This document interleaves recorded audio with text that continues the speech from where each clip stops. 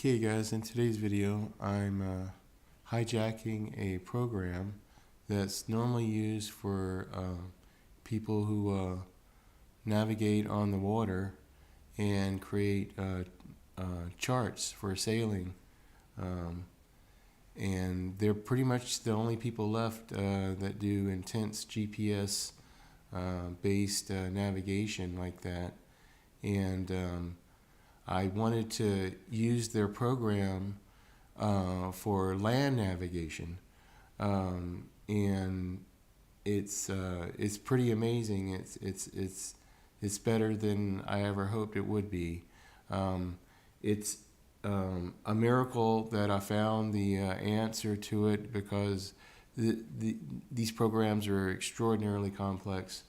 And I lucked out and happened to see a Google search gave me to one little like question and answer thread, and the guy there was a genius, because the settings that he laid down there work perfectly. And let me give you a demonstration first of how it works, and then I'm going to go into the setup of the OpenCPN, and then go into the QGIS program that's used to make the map files. But first, just let me give you a demo. You can see I've already started building out the Jacksonville area here, and that's both with Google Maps, Street Maps, and Google Earth. And it takes 18 layers of zooming and combines it all into one with both programs. So just let me just give you a demo. I'm zoomed out here. I'm going to come over here, and if it keep on going, I can actually just hit this button right over here, and it'll take me and zoom it. And this is this boat is representing me right now. I think it's kind of funny. I think I'm just going to keep it that way. But what it does is it gives you the ability to come over here and immediately go in between Earth and maps with just a click, which is amazing. And you can zoom out, and this is all hard done on the hard drive already. There's no, I could be offline. I don't need an internet connection to do this. So that's what's so amazing about it.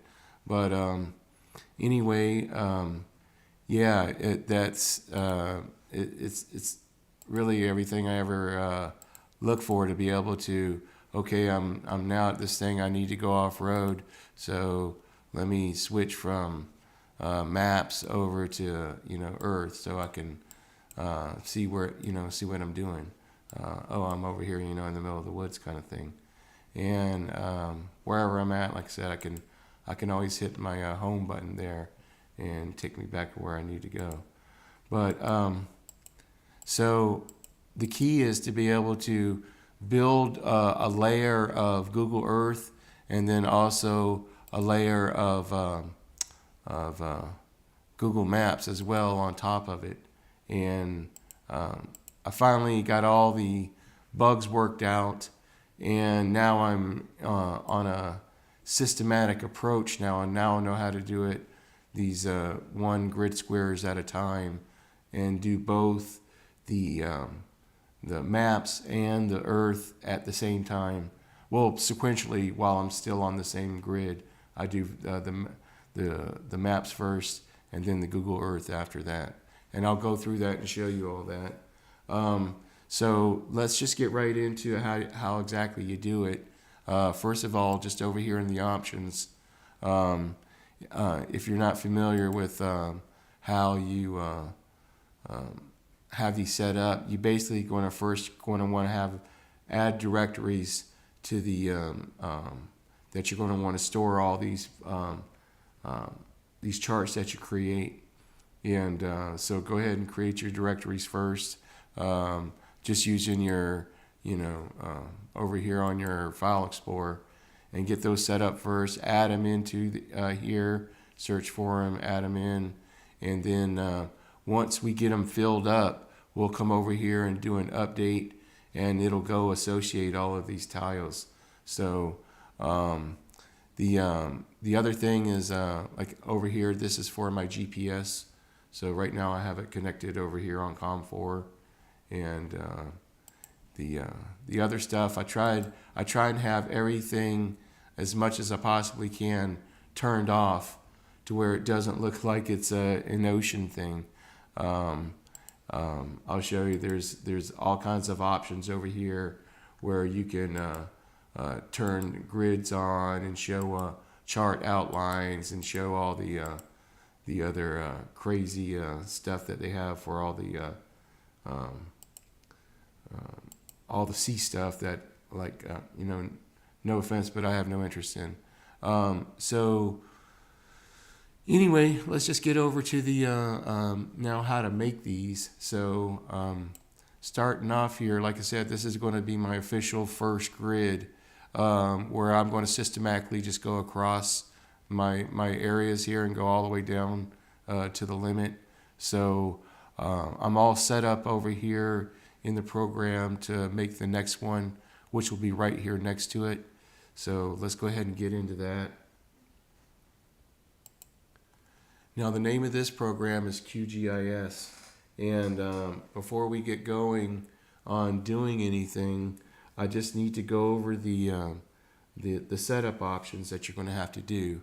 Don't ask me about any of these things. I don't know how any of this stuff really works, other than I got lucky and found out how to do it with a couple videos and that question and answer thing that really gave me all the answers. So, but the first thing that you're going to want to do is come over here to View and come down here to Decorations and turn on your grid. That way you have something to reference on when you're moving your stuff, so you know where you're at. I'll show you that in just a second. The next thing is that you're going to come over here in your XYZ tiles and add the Google Earth and Google Street Maps links. And that's just a matter of coming up here and going New Connection. And then when the new connection comes up, you're going to want to use, like I said, this for Google Earth, this URL here. And down here, this is where it's critical. You want to go from 0 to 18, and you want to go high with 192 DPI. And there's, like I said, 1,000, like, well, why 0 to 18? Because that's what works. I've wasted so much time on so many other things, and I finally found that, like I said, that guy's post, and he had it set to that, and I tried it and it worked first time, and I said I'll never do anything else. So, because it worked perfectly. So let me get out of that and let me show you over here the same thing on Google Street Maps. Once again, this is its URL. And what that guy did was he added this little line at the end to double up the scale, so it just makes it clearer with more detail. I don't understand. This is all gobbledygook for me, but once again, 0 to 18, high, 192 DPI. And that's the one we got to remember, that 192, because we're going to use that same exact resolution when we go to generate our chart. So, but these are the things you got to set up first. So once you have those two in, then you'll be able to click each one and bring up the map. Now, the other thing that you're going to want to do is up here in the settings. Let me see if I can find this. Oh, this thing's horrible for that. Here it is. Settings, and then the options. Over here on CRS handling, once again, I didn't know anything to do this, but I saw it in the somewhere. But anyway, they said make sure you change this to this one because it comes with this other one default. So you need to change it to this 3857. So I did that, and so didn't want to forget about that. So let me get out of here. Now, okay, now here we are, and we're ready to go ahead and start the generation of the next grid square to the left. So what I'm going to do is I'm just going to drag this, and I'm looking right here at the sand hill, and I'm just going to drag this line all the way over until I get to the edge of the screen. So that gives me a little bit of overlap room, and I'll get the same overlap over here. And I try and stay about in the middle here, up and down. But the basic concept is six squares across and 3 up and down. So 3 by 6. All right. So once I'm in place like that, now all I got to do is come over here under my raster tools and double click on the generate the XYZ tiles. And up here we're going to match the settings that we had before in the setup over here. And what we want to do is we want to put this to 0 and 18. And over here on the DPI, we want 192. All right. Over here where it says output, it gives you the choice of save to temporary file or a permanent one. The permanent one won't work. I have no idea why. I almost gave up on the program when I decided just to try, and it saves it every time in the temporary. So when it's done, you just drag it over from the temporary folder into where you wanted it originally. So that's one. If there's an aggravation, that would be it. So, but that's trivial. But anyway, once you get those set up, 0, 18, 192, now you're ready to come over here and run it. And basically, it's going to take 18 different snapshots of this, like it would if it was zooming in and out, and all the different maps it creates when it does that. So here we go. Oh, I'm sorry. And well, hey, this is a great thing. So let's come up here. I forgot to do the extent. Oops, let me do back over here to 18. And the extent is, this is the drop down. And what you want to do is you can either take a particular part of the map, or you can just take the whole one. So you just click this one, and it grabs the entire thing that's visible on screen. So hey, great learning opportunity there. You can see if something's not right, it'll let you know. So let's go ahead and try this again. We're going to run, and there it goes, and it lets you know what it's doing. And in this case, it's going to need to create a total of 3,076 tiles to accomplish essentially what would happen if you zoomed down all the way to 18 and then went around and looked everywhere within this map. And it does it takes all of those and makes one mega picture of it, to where all of those smaller pictures are all incorporated within the same one. So I'm going to go ahead and pause it now. You can see we're up to 11%. And I'll come back when it's getting ready to be done. All right, we're back. 98%. Just about done. Okay, it's all finished. Took 7 minutes and 5 seconds. And this is the link to get to the file. So we're just going to click it. It's going to come over here. It always gives it the same name, so this is where I take the opportunity to change the name to what I want it to be. So I'm going to go D7 Google Maps 2. All right. And now I'm going to come over here and drag it over to folder that I call Street Maps. Okay, so now I can come over here back to my OpenCPN and I can bring up the options. I can go to charts. I can come over here to my street maps. I can go apply to update, and there it is. So let me get rid of this one over here. Let's see here. We got that one. Yeah, okay, there we go. All right, and you see it's already incorporated over here to that one. So now if we come over here and we go even closer and go to its next door neighbor here, see these boxes get limited and limited here, but we've successfully gone to the other side, and turn that one off. Turn this one off, so now we're complete, and see it just does a seamless blend. It knows exactly where the other one begins, and it perfectly puts it together like it was had the perfect pair of scissors.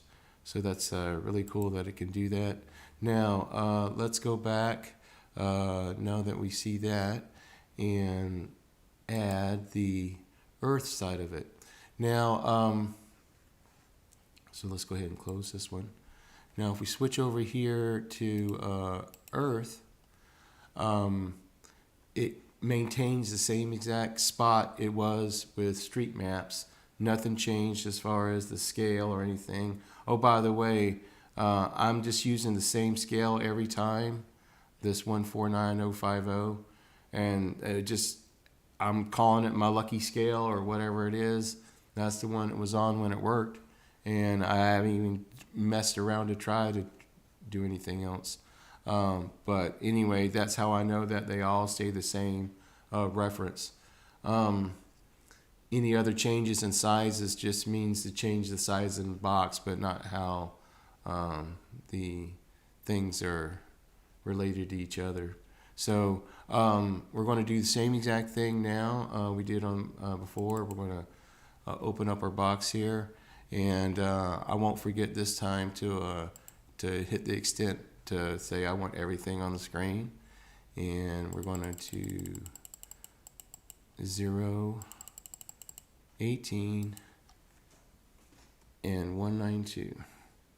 Now that other file was probably 100 meg. I forgot to show you when we were doing it. We'll look again.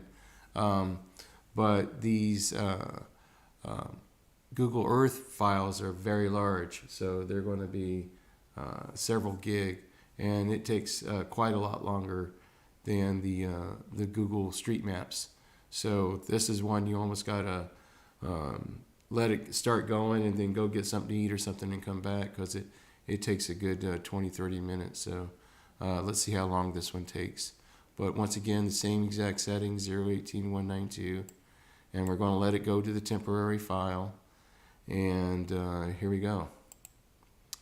And there you go. And it's once again, it's doing the 3,076 tiles, and it's you see we got a progress bar of 1% there, and it's just going to do this this incredible like snapshot, zoom, snapshot, 3,000 times, and put it all in one mega picture.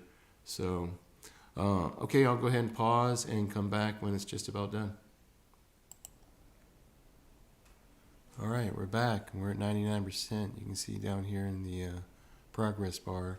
Other little box, sometimes it just disappears on its own. But don't worry about it. You can see we're done up here. All you have to do to get it to come back into view is to hit the screen over here and bring it back, and you see it took 28 minutes and 25 seconds. So once again, the same process. We're just going to click on the link to go to the output, and you see this was a big one. It was 7 gig file it created. And once again, I'm going to come over here and change the name while I have it. Oh, I don't want to do that.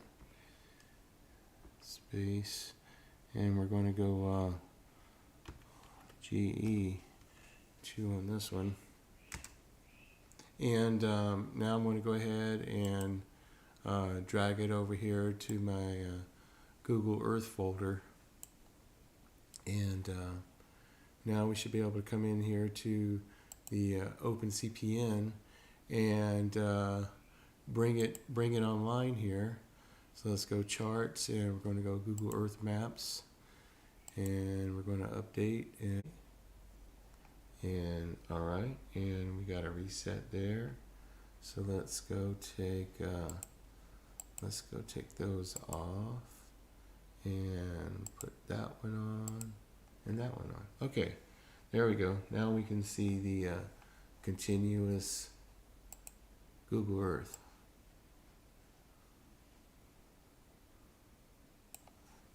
And like I said, and then the process just keeps going on and on. Now the next one I'll do will be the one to the left over here. And then I'll systematically just go down until I get all the blocks that I need. All right, well then the next thing is to put this program on the mobile and on a laptop and go out there and take a drive test and see it in action. So stand by for that. Okay, well I'm out here in the vehicle and ready for a test. So we're live, and let's see how we do. We're going to come up here and get on the highway, go down the road a couple miles here, go off to the woods and switch over to Google Earth. So tracking so far.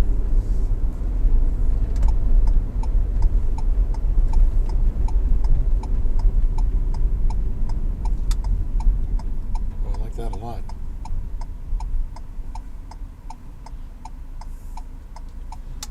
Okay. And here we go. Doing a U-turn.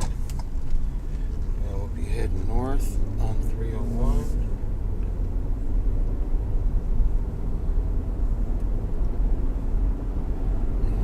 For the Cary State Forest.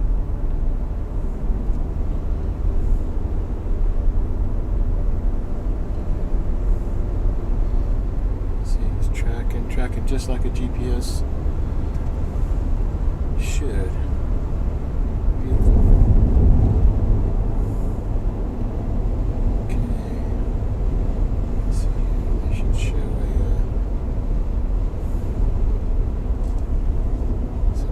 exit here. Here we go. Pavilion Road. Entrance to the Cary Campground.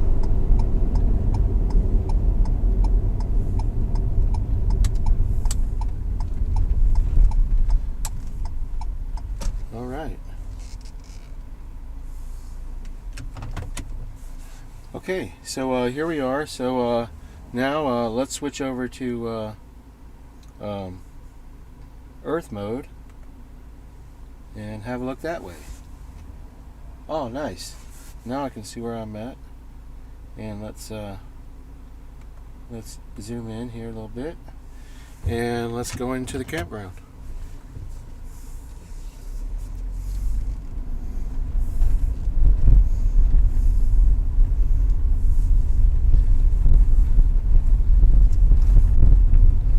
Alright. So here's my boat. Heading into the woods and tracking just right along. So I'm extremely happy with this. This is a great addition. I'm going to do a little U-turn right here.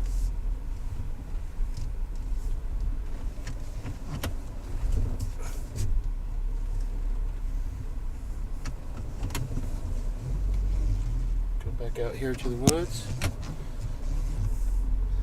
to the road. Here we go. Alright, tracking again, showing my direction. Beautiful.